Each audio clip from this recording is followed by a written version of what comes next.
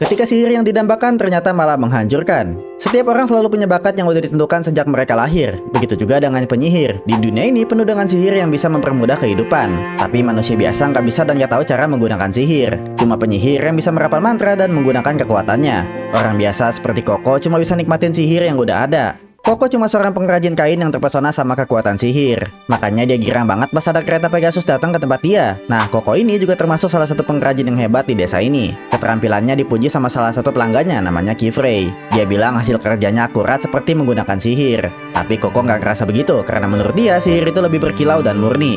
Dia tahu banget sihir itu seindah apa, karena dulu waktu kecil dia ketemu sama penyihir bertopeng yang ngejual buku bergambar dan tongkat sihir ke dia. Disitulah dia pertama kali tahu dan kagum sama sihir, ngerasa kalau dia bisa makainya. Ibunya udah ngasih tahu kalau orang biasa nggak mungkin bisa pakai sihir. Bahkan langkah kaki yang bercahaya yang dia pikir itu kekuatan dia, nyatanya malah hilang pas perjalanan pulang. Dia tahu kalau dia ditipu sama pedagang itu, tapi rasa kagum dia masih ada. Nah, singkat cerita, ada kejailan kecil yang dilakuin bocah desa yang bikin kereta Pegasusnya jadi rusak. Nah, di situ Kifrey nawarin diri buat ngebenerin kereta itu, karena ternyata dia adalah seorang penyihir. Koko yang suka banget sama sihir udah pasti kaget pas tahu ada penyihir di depan dia. Hasrat dia yang pengen banget bisa pakai sihir udah nggak ketahan lagi. Walaupun Kifrey bilang nggak boleh ada yang lihat dia merapal mantra, tapi Koko tetap nekat ngintip dari celah. Disitulah akhirnya dia tahu kalau menggunakan sihir itu ternyata bukan dirapal, tapi digambar. Tongkat sihir yang dia punya selama ini adalah pena untuk menggambar pola sihir yang ada di buku bergambar itu. Disitulah dia pertama kali bisa menggunakan sihir yang selama ini dia dambakan. Dia juga mempelajari kalau semakin besar gambar maka kekuatannya juga makin besar. Dan semakin rapih bentuknya maka sihirnya lebih tahan lama.